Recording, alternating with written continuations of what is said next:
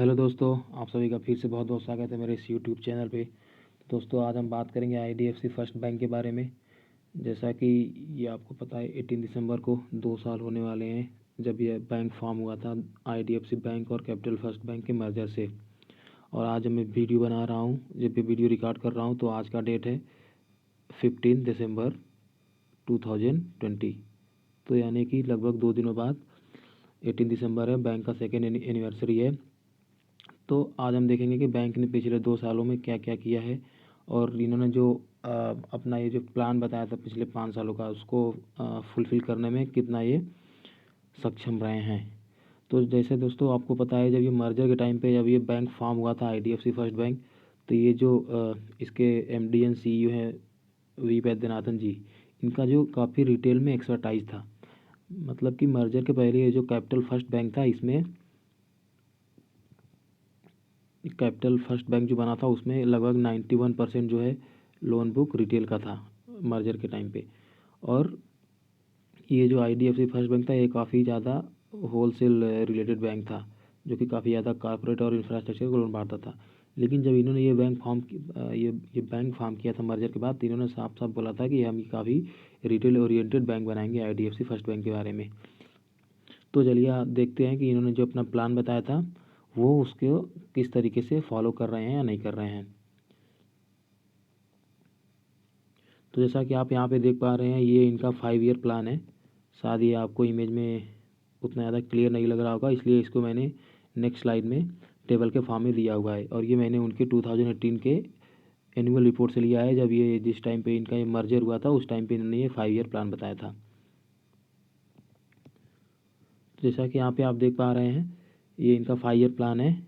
यहाँ पे पहले कॉलम ये देख पा रहे हैं, इन्होंने इनके प्लान बताए क्या क्या प्लान्स हैं और उसकी वैल्यू क्या थी आईडीएफसी बैंक में। और जब ये मर्जर हुआ था तो मर्जर के बाद उसकी क्या वैल्यू थी, और इन्होंने 5 ईयर में क्या प्लान दिया है उस चीज़ के लिए।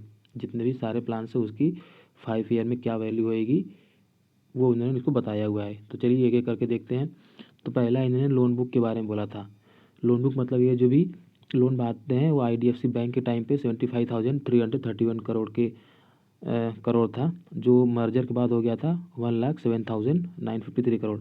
और इसको इन्होंने बोला था कि जो भी रिटेल लोन से उसको ये 20 से 25% से ग्रो करेंगे, और जो इंफ्रास्ट्रक्चर का जो लोन है उसको ये श्रिंक करके कम करेंगे। यानी जो भी कंबाइंड लोन बुक होगा वो 30 से 14% की रेट से ये ग्रो करवाएंगे। तो ये इनका 5 ईयर प्लान था लोन बुक के लिए।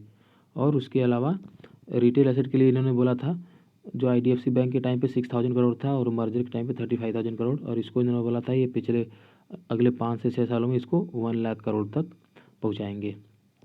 और परसेंटेज वाइज टर्म्स में अगर देखें, जो रिटेल परसेंटेज वो 15% था आईडीएफसी बैंक में, मर्जर के बाद था ये 32.46, और इसको उन्होंने बोला था कि ये बढ़ा के 70% तक ले जाएंगे। और बाकी का जो होगा वो होगा होलसेल। और होलसेल में भी दो जैसे कि टाइप्स होते हैं, एक होता है कॉर्पोरेट लोन, जो बड़े बड़े कॉर्पोरेट हाउस कंपनीज को दिए जाते हैं, और दूसरा है इंफ्रास्ट्रक्चर लोन। तीनों ने स्पेशली बोला था इंफ्रास्ट्रक्चर के लिए कि इसको ये घटा के लगभग जीरो कर देंगे इंफ्रास्ट्रक्चर को। और होलसेल बुक में केवल इनका कॉर्पोरेट लोन होगा। और कासा के लिए उन्होंने क्या टारगेट दिया था, मर्जर के टाइम पे 12% था, इसको उन्होंने बोला था ये इसको बढ़ा के 30% कर देंगे। और नंबर ऑफ़ ब्रांचेज के लिए बोले थे ये कि 800 कर देंगे अगले 5 साल में। और रिटर्न ऑन एसेट का जो इनका 5 ईयर का टारगेट था 1.5%। इसके अलावा रिटर्न ऑन इक्विटी आरओई का टारगेट था 13 to 15%। Net interest margin 5.1%। और जो प्रमोटर की होल्डिंग थी उन्होंने ये पहले 52% थी, इसको उन्होंने बोला था कि ये 2020 तक 40% ही मेंटेन करके रखेंगे, जो कि मर्जिंग के टाइम पे थी। तो चलिए देखते हैं कि ये इसमें कितना सफल रहे हैं, और ये पिछले 2 सालों में इनका जो ग्रोथ रहा है उसको देख के क्या कहा जा सकता है कि वाकई में ये 5 ईयर में जो सारा इन्होंने जो प्लान बताया उसको ये पूरा कर पाएंगे या नहीं कर पाएंगे। तो जैसा कि आप देख पा रहे हैं यहाँ पे,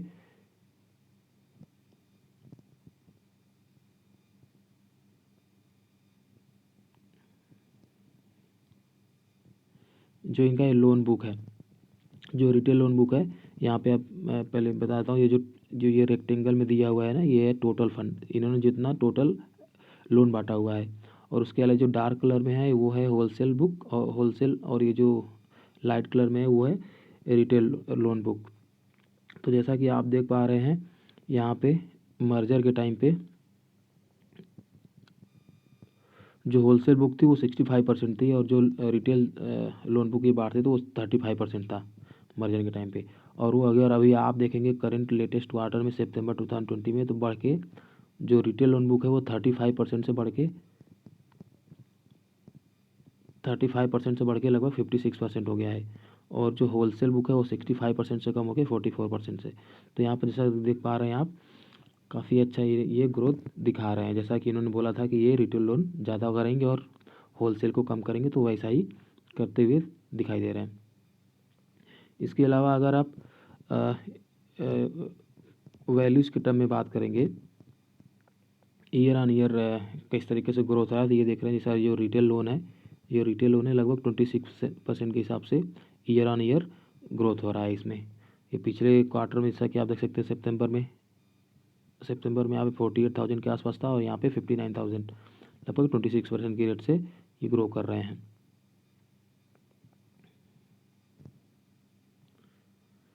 और उसके बाद ये तो होलसेल बुक को जिस तरीके से पता है कि इन्होंने बोला था कि ये होलसेल बुक को कम करेंगे। तो यहाँ पे जैसा कि आप देख पा रहे हैं ईयर ऑन ईयर ये 28% की रेट से होलसेल बुक को कम करते आ रहे हैं। और उसमें भी स्पेसिफिक अगर आप देखेंगे इंफ्रास्ट्रक्चर लोन, तो इंफ्रास्ट्रक्चर लोन को और एग्रेसिवली कम कर रहे हैं। यहाँ पे देख रहे हैं infrastructure loan book year on year से जो है 34% से डिक्रीज हो रहा है। जो यहाँ पे लास्ट ईयर दिसंबर जब मर्जिंग हुआ था दिसंबर 2018 में, तो ये 22,000 था, और अभी ये सितंबर लेटेस्ट क्वार्टर में 12,000 है। तो ये काफ़ी अच्छी तरीके से ग्रो कर रहे हैं, डिक्रीज कर रहे हैं इसको। और यहाँ पे अगर इनके हम लोन बुक की ब्रेकअप देखते हैं, इन्होंने किस तरीके से लोन बुक बांटा हुआ है। जैसा मैंने पहले ही बताया था, दो तरीके के लोन इन्हें बांटे हुए हैं। पहले अगर ये टोटल लोन इनका देखा जाए तो लेटेस्ट क्वार्टर सितंबर 20 में लगभग 1,06,828 करोड़ के आसपास है। उसमें दो तरीके के मेन लोन है, एक तो है रिटेल लोन जो कि लेटेस्ट क्वार्टर में है 59,860, और दूसरा है होलसेल लोन जो है 36,987। और इसमें भी रिटेल में अगर देखा जाए तो रिटेल में लगभग इनके 4 टाइप्स हैं। पहला है मॉर्टगेज लोन, जो कि ये हाउसिंग से रिलेटेड लोन बांटते हैं, वह है 22,000 के आसपास। उसके बाद ये कंज्यूमर लोन है। कंज्यूमर लोन में जैसे कि गाड़ी, टीवी, फ्रिज एक्सेट्रा के लिए कस्टमर लोन लेता है, वो कंज्यूमर लोन है, वो लगभग 20,000 के आसपास। उसके बाद है MSME loan, medium and small enterprises loan, जो कि छोटे छोटे स्टार्टअप्स वगैरह होते हैं, उसके लिए जो लोन है वो लगभग 10,000 करोड़ के आसपास है। उसके बाद रूरल फाइनेंस के लिए बाकी का लोन है। और इसके अलावा अगर होलसेल में आप देखेंगे तो दो तरीके का लोन होता है, जैसे एक कारपोरेट और इंफ्रास्ट्रक्चर टोटल अभी आप देख सकते हैं लगभग 12,000 के आसपास, 12,500 के आसपास है रिसेंट क्वार्टर में। और अगर कारपोरेट देखें तो कारपोरेट में लगभग 4 टाइप्स हैं। पहला तो है कांग्लोमेरेट का मतलब जो बड़े बड़े बिजनेस हाउसेज होते हैं, जैसा कि टाटा, अंबानी, बिरला, ये जो बिजनेस बड़े बड़े फैमिली हाउसेज होते हैं, बिजनेस हाउसेज, इनका जो बिजनेस है वो कई सारे वर्टिकल्स में होता है। जैसे कि टाटा टेलीकॉम में भी है, टाटा उसके बाद FMCG में भी है, टाटा IT में भी है, TCS को लेके। तो ये इनके जो बिजनेस होते हैं कई सारे वर्टिकल्स में होते हैं, इसलिए इनको कॉन्ग्लोमेरेट बोलते हैं। तो ये जो इन्होंने कॉन्ग्लोमेरेट को लोन बांटा हुआ है वो है लगभग 1915 करोड़। उसके बाद जो लार्ज बड़े बड़े कारपोरेट हाउसेज हैं उनको भी इन्होंने लोन बांटा हुआ है 1943 करोड़। इमर्जिंग लार्ज कारपोरेट्स को लगभग 6,000 करोड़ के आसपास। उसके बाद जो फाइनेंशियल ग्रुप्स हैं उसको 11,000 के आसपास, 11,000 करोड़ के आसपास, और कुछ अदर्स। उसके बाद बाकी जो है इंफ्रास्ट्रक्चर को इन्होंने लोन बांटे हुए हैं। और यहाँ पे अगर सितंबर क्वार्टर में आप ईयर ऑन ईयर ग्रोथ देखें तो 25%, और क्वार्टर ऑन क्वार्टर ग्रोथ देखें रिटेल में तो 7% से ये ग्रो कर रहे हैं। तो अभी ये बाद में ये नंबर दिखाने के बाद में आपको मैं कंपेयर करके दिखाऊंगा कि इन्होंने जो 5 ईयर का जो अपना प्लान बनाया था, 5 ईयर प्लान, तो उसमें से इन्होंने काफ़ी कितना अचीव कर लिया है। तो यहाँ पे एक जो बहुत ही अच्छी चीज़ देखने वाली है इनके बिजनेस प्रोग्रेस में, कि इन्होंने जो रिटेलाइजेशन किया हुआ है ना, कि ये रिटेल ओरिएंटेड बैंक बनना चाहते हैं, तो ये केवल लोन साइड पे नहीं, ये ऐसा नहीं कि केवल जो एसेट है, जैसा कि आपको पता होगा बैंक के लिए जो लोन बैंक बांटता है ना लोन, वो होता है एसेट, और जो बैंक के पास जो डिपॉजिट होता है वो होता है बैंक के लिए लायबिलिटी, क्योंकि ये जो बैंक के पास डिपॉजिट होता है उस पर बैंक को इंटरेस्ट देना पड़ता है कस्टमर को, तो ये लायबिलिटी है। और जो बैंक लोन बांटता है, लोन पर बैंक इंटरेस्ट चार्ज करता है, तो ये इसके लिए बैंक के लिए एसेट होता है। तो यहाँ पे अभी आप देख पा रहे हैं जो बैंक काफ़ी एग्रेसिवली जो अपना रिटेल लोन है ना उसको बढ़ा रहा है, लेकिन उसके साथ साथ जो जो लायबिलिटीज़ है, मतलब कि जो डिपॉजिट्स है बैंक के पास, वो डिपॉजिट्स भी बैंक जो है लगातार रिटेल ओरिएंटेड कर रहा है। जैसा कि यहाँ पे अभी आप देख पा रहे हैं जो लेटेस्ट क्वार्टर है उसमें रिटेल लायबिलिटीज़ यानी रिटेल से रिलेटेड जो भी डिपॉजिट्स है वो लगभग 72% हो गए हैं टोटल डिपॉजिट्स के, जो कि जो पहले मर्जर के टाइम पे 27% थे। जैसा कि अभी आप देख पा रहे हैं ग्राफ में, अभी ये जो रेक्टेंगल में दिया हुआ है ये टोटल डिपॉजिट है, और उसमें जो लाइट कलर में है वो है कोर डिपॉजिट। कोर डिपॉजिट को हम एक्चुअली इजीली अंडरस्टैंड के लिए हम बोलेंगे रिटेल डिपॉजिट। ये एक्चुअली है कुछ नहीं, बस ये रिटेल कासा, करेंट अकाउंट और saving account plus retail term deposit का सम है। रिटेल टर्म डिपॉजिट क्या होता है, जो कुछ टाइम स्पेसिफिक के लिए हम पैसे बैंक के पास जमा करते हैं ना, kind of FD, not exactly FD, kind of FD मान सकते हैं, उसको हम टर्म डिपॉजिट बोलते हैं।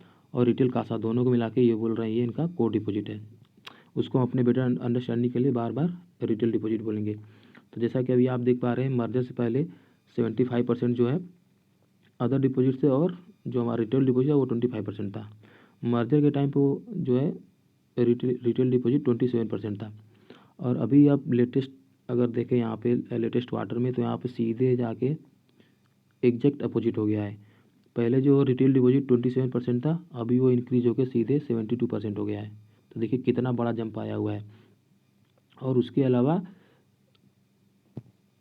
अलावा अगर इनका जो यस और जो अदर्स हैं लोन बुक देखें तो काफ़ी तरीके उसी हिसाब से उसी रेट से कम हुआ है। तो यानी कि बैंक एसेट लोन तो बांट ही रही रिटेल को, लेकिन जो लायबिलिटी जो बैंक के पास जो डिपॉजिट है वो भी काफ़ी ज़्यादा रिटेल ओरिएंटेड बैंक कर रहा है, जो कि एक बहुत ही अच्छी बात है। और अगर ईएन अगर इंक्रीज देखा जाए इसमें, जो इनका जो कासा जो बैंक के पास जो डिपॉजिट है जो कासा बढ़ा है, अगर वो ईयर ऑन ईयर देखा जाए तो पिछले ईयर सितंबर में ये लगभग 12,000 करोड़ के आसपास था, और ये इस ईयर सितंबर में 30,000 लगभग 70,708 करोड़ के आसपास का इंक्रीज है। अगर परसेंटेज टर्म्स में ग्रोथ देखें तो यह है लगभग 142%, जो कि काफ़ी एक अच्छा ग्रोथ है। और उसके बाद अगर क्वार्टर देखें तो पिछले क्वार्टर में जून क्वार्टर में ये था लगभग 23,000 करोड़ के आसपास, और सितंबर क्वार्टर में 30,000 करोड़, यानी कि लगभग 7,000 करोड़ के आसपास का ग्रोथ है। और क्वार्टर ग्रोथ 28% का है। तो यहाँ पे भी काफ़ी अच्छा ये ग्रोथ दिखा रहे हैं। उसके बाद अगर कासा रेशियो देखा जाए, तो कासा रेशियो क्या होता है, बैंक के पास जो टोटल डिपॉजिट होता है उसमें कितना परसेंटेज जो है करंट अकाउंट या सेविंग अकाउंट होता है, उसको हम बोलते हैं कासा रेशियो। और ये अभी लेटेस्ट क्वार्टर में जो है अभी ये 40% के आसपास है, जो कि काफ़ी अच्छा नंबर है। जैसे कि आपको मैंने पहले स्लाइड में दिखाया था, इन्होंने बोला था कि 5 ईयर प्लान में इन्होंने बोला था कि ये जो कासा रेशियो है इसको ये बढ़ा के 30% कर लेंगे। और यहाँ पे अभी देख रहे हैं इन्होंने इसको ऑलरेडी आउट परफॉर्म कर चुके हैं, और ये ऑलरेडी 40% पे पहुँच चुके हैं। तो यहाँ पे भी काफ़ी अच्छा ग्रोथ दिखाया है इन्होंने। उसके बाद अगर नेट इंटरेस्ट मार्जिन की बात की जाए, अगर नेट इंटरेस्ट मार्जिन क्या होता है, जैसे आपको पता है बैंक के पास खुद का पैसा तो होता नहीं है, बैंक कहीं से पैसा पहले उधार लेता है, बारो करता है उस पर, और सेम उसी पैसे को कहीं और जाके लोन देता है, और उस लोन पे यहाँ जितना उसने ब्याज पे कर रहा है बैंक, उससे ज़्यादा बैंक यहाँ पे चार्ज करता है। इसलिए जो बीच में बैंक के पास कुछ मार्जिन मिलता है, इसी को हम बोलते हैं नेट इंटरेस्ट मार्जिन। तो ये जो मर्जर के टाइम था, मर्जर से पहले ये था 1.56% का नेट इंटरेस्ट मार्जिन, मर्जर के टाइम पे ये था 2.89। अगर ये क्वार्टर आपको पता नहीं तो ये है दिसंबर का 2018 क्वार्टर जब ये मर्जर हुआ था। और अभी जो लेटेस्ट क्वार्टर है सितंबर 2020, और यहाँ पे जैसा कि आप देख पा रहे हैं नेट इंटरेस्ट मार्जिन 4.57% है, और ये काफ़ी अच्छा नंबर है। और ये जो बड़े बड़े बैंकिंग लाइक HDFC है उससे भी काफ़ी मीन्स उससे कंपेरेबल नंबर है, उतना ख़राब नंबर नहीं है। हालांकि लोन बुक इनकी काफ़ी छोटी है HDFC बैंक से, फिर भी इंटरेस्ट मार्जिन काफ़ी अच्छा है और काफ़ी अच्छा ग्रोथ इन्होंने दिखाया है यहाँ पे भी। और उसके बाद इनकी एसेट क्वालिटी को चलिए देख लेते हैं।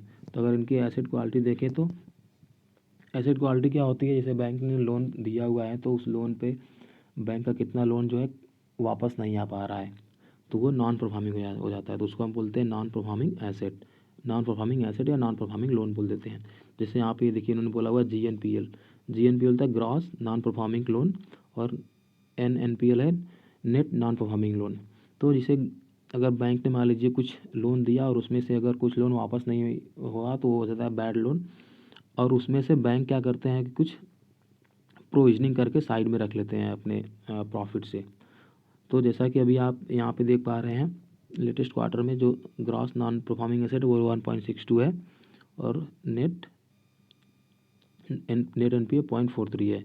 और यहाँ पे अगर आप प्रोविजनिंग देखें तो ये हर क्वार्टर में इन्होंने काफ़ी हैवी प्रोविजनिंग करी हुई है। यहाँ पे 957 करोड़, यहाँ पे 1700 करोड़, फिर उसके बाद 1600 करोड़, फिर 1700 करोड़ आसपास, फिर 1500, 1600, 1300 करोड़। तो जैसा कि आप देख पा रहे हैं कि बैंक हर क्वार्टर में काफ़ी हैवीली प्रोविजनिंग कर रहा है, और इसी की वजह से जो बैंक की जो प्रॉफिटेबिलिटी है वो उस पर काफ़ी ज़्यादा इफेक्ट आ रहा है और बैंक जो है अभी लॉस मेकिंग है।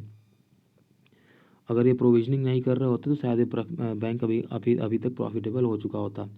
और जाहिर सी बात है अगर ये प्रोविजनिंग कर रहे हैं तो ये पैसे इनके पास कहाँ से आ रहे हैं। ये जाहिर सी बात है ऑपरेशनली बैंक तो प्रॉफिटेबल है क्योंकि ये प्रॉफिट कमा रहा है ऑपरेशन से, तभी तो ये प्रोविजनिंग कर पा रहे हैं। तो इसका मतलब इन्होंने जो पहले जो बैड लोन बांटे हुए थे IDFC बैंक के टाइम पे, जो इंफ्रास्ट्रक्चर से रिलेटेड जो इन्होंने बैड लोन बांटे हुए थे, जैसे कि रिलायंस कैपिटल था या थोड़ा DHFL के लिए भी इनके पास थे बैड लोन्स, शायद वही सब अभी यहाँ पे ये लोग प्रोविजनिंग कर रहे हैं, जिसकी वजह से इनकी प्रॉफिटेबिलिटी पे इफेक्ट हो रहा है। इसके अलावा देख सकते हैं इन्होंने इनका एक और जो है बैड लोन है वो है आइडिया के लिए। यहाँ जहाँ पे देखिए यहाँ पे साफ साफ ये बोल रहे हैं one telecom account nothing but वो आइडिया के लिए बोल रहे हैं, लगभग 3244 करोड़ का है और उसमें से भी इन्होंने 25% प्रोविजनिंग कर दी है। मतलब गोइंग फॉरवर्ड भी अभी इनको और प्रोविजनिंग करनी पड़ेगी, तो हो सकता है कि अगला 1 या 2 क्वार्टर और जो है इनके प्रॉफिटेबिलिटी पे इफेक्ट दिखाएगा। यहाँ पे लेटेस्ट में भी देख सकते हैं जैसे कि अभी लेटेस्ट क्वार्टर में जो टोटल बैड लोन है वो है 2717 करोड़, जिसमें कि इन्होंने 1300 करोड़ के आसपास प्रोविजनिंग कर रखी है। तो बाकी के अभी भी जो बचा हुआ है उसका हो सकता है नेक्स्ट क्वार्टर में या कभी प्रोविजनिंग देखने को मिल सकता है। तो इस चीज़ के लिए आपको तैयार रहना चाहिए। और यहाँ पे लास्ट में थोड़ा सा ब्रीफ देखेंगे कंपनी के बारे में। जैसा कि ऑलरेडी हम सब कुछ डिस्कस कर चुके हैं, तो कंपनी का मार्केट कैप क्या है, लगभग 23,100 के आसपास। हालांकि शेयर प्राइस अभी लगभग 37 रुपीज़ के आसपास ट्रेड हो रहा है। उसके बाद कंपनी की बुक वैल्यू 30 रुपीज़ के आसपास, और प्राइस टू बुक जहाँ से कैलकुलेट होकर आया था 1.22। EPS जैसा मैंने बताया बैंक अभी प्रॉफिटेबल नहीं है, काफ़ी ज़्यादा हैवी प्रोविजनिंग के चलते बैंक लॉस मेकिंग है, इस वजह से EPS नेगेटिव है। तो यहाँ पे P भी कुछ वैल्यू निकल के नहीं आ रही है। ROE भी यहाँ पे देखिए -17.10%, वो इसलिए क्योंकि बैंक अभी प्रॉफिटेबल नहीं है, फिर से सेम वही reason. Return on asset ROA भी निगेटिव है। नेट इंटरेस्ट मार्जिन 4.57% और प्रमोटर होल्डिंग है लगभग 40%। तो अब देखिए जो सबसे मेन स्लाइड में आपको दिखाना चाह रहा था कि जैसा इन्होंने शुरू में बताया था अपना 5 ईयर प्लान, तो अभी ये हम यहाँ पे देखेंगे जो इनका जो 5 ईयर प्लान था वो, और उसके बाद ये 2 ईयर में इन्होंने क्या क्या अचीव कर रखा है, और गोइंग फॉरवर्ड आगे जाके 3 सालों में ये जो बाकी का इनका जो गोल है वो प्लान वो अचीव कर पाएंगे या नहीं कर पाएंगे। तो पहला जो इनका था लोन बुक, इसको इन्होंने बोला था कि ये लगभग जो कंबाइंड लोन बुक है उसको 13 से 14% तक ग्रो कराएंगे, जो कि अभी अगर आप देखें तो लगभग इंक्रीज तो नहीं हुआ है, डिक्रीज ही हुआ है। और उसका रीज़न जैसा मैंने बताया कि काफ़ी एग्रेसिवली रिटेल में जा रहे हैं, लेकिन उसके साथ साथ काफ़ी एग्रेसिवली डिक्रीज भी कर रहे हैं होलसेल लोन बुक, जिसकी वजह से नेट ऑन नेट कुछ ज़्यादा इंक्रीज नहीं दिखाई दे रहा है लोन बुक में, क्योंकि जितना ये रिटेल में इंक्रीज कर रहे हैं उससे ज़्यादा कुछ डिक्रीज कर रहे हैं ये होलसेल में। तो इसकी वजह से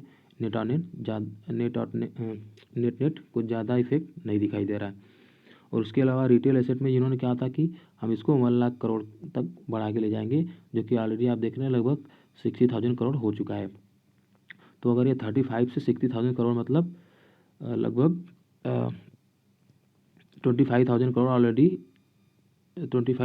ऑलरेडी ये अचीव कर चुके हैं 2 ईयर में। तो लगभग 40,000 करोड़ बचा है यहाँ पे, अगर जो कि 3 ईयर में इनको अचीव करना है तो काफ़ी कोई ज़्यादा टफ टास्क नहीं होने वाला है। तो मेरे हिसाब से ये अचीव कर लेंगे। उसके बाद जो इनका जो नेक्स्ट टारगेट था, जो रिटेल एसेट का जो उन्होंने परसेंटेज टाइम से बोला था कि हम उसको 70% कर देंगे टोटल लोन बुक का, जो कि ऑलरेडी आप देख रहे हैं 56% हो चुका है। अगर 32 से अगर ये 56% मतलब लगभग 24%, यस 24% का ऑलरेडी जंप ये दिखा चुके हैं। और 56 से 70 लगभग 14% और बचा हुआ है। तो 3 साल में ये 14% ऑलरेडी ये आराम से अचीव कर सकते हैं। तो यहाँ पे भी जैसा देख पा रहे हैं कि यहाँ पे ये काफ़ी अच्छा चल रहे हैं इस वाले पॉइंट पे भी। उसके बाद इनका नेक्स्ट पॉइंट था कासा, कि हम इसको बढ़ा के 30% कर देंगे, जो कि ऑलरेडी आप देख चुके हैं लगभग 40% हो चुका है। तो यहाँ तो ये ऑलरेडी आउट परफॉर्म कर चुके हैं। इसके अलावा जो नंबर ऑफ ब्रांचेज तो उन्होंने 800 बोला था, वो ऑलरेडी 260 प्लस है। यहाँ पे भी ठीक ठाक ये प्रोग्रेस कर रहे हैं। और यहाँ पे ये जो 2 पॉइंट्स है ये मैं ऑलरेडी आपको बता चुका हूँ कि बैंक चूँकि प्रॉफिटेबल नहीं है, क्योंकि काफ़ी ज़्यादा हैवी प्रोविजनिंग करनी पड़ रही है जो पुराने बैड लोन से, उसकी वजह से ये दोनों फिगर आपको निगेटिव दिखाई दे रहे हैं।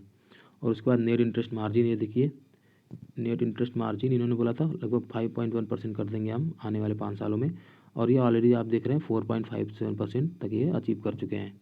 तो यहाँ पे भी काफ़ी ज़्यादा जो है अच्छा प्रोग्रेस दिखाई दे रहा है। उसके बाद जो लास्ट पॉइंट उन्होंने बोला था कि इनकी प्रोमोटर होल्डिंग 40% तक मेंटेन रखेंगे, और ये इस टाइम देख पा रहे हैं अभी ऑलरेडी ये 40% भी मेंटेन है।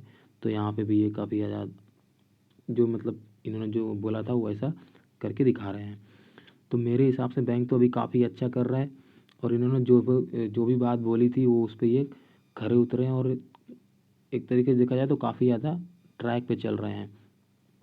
तो जैसा कि मैं आपको पहले ही बता चुका हूँ, और प्लीज़ याद रखिए किसी भी तरीके का रिकमेंडेशन नहीं है कि IDFC फर्स्ट बैंक के टाइम से मैं इस बैंक में इन्वेस्टेड हूँ। और अभी जो थोड़ा बैंक में फॉल हुआ था तो मैं 22 और 21 रुपीज़ के आसपास मैंने बैंक को और भी ख़रीदा था। तो चलिए ठीक है, ये सारा एनालिसिस आई होप कि आपको ये पसंद आया होगा। अगर आपको पसंद आया तो प्लीज़ वीडियो को लाइक कीजिएगा और दूसरों के साथ सब्सक्राइब भी कीजिएगा। वीडियो को देखने के लिए बहुत बहुत धन्यवाद। आपका दिन शुभ रहे। वंदे मातरम। जय हिंद।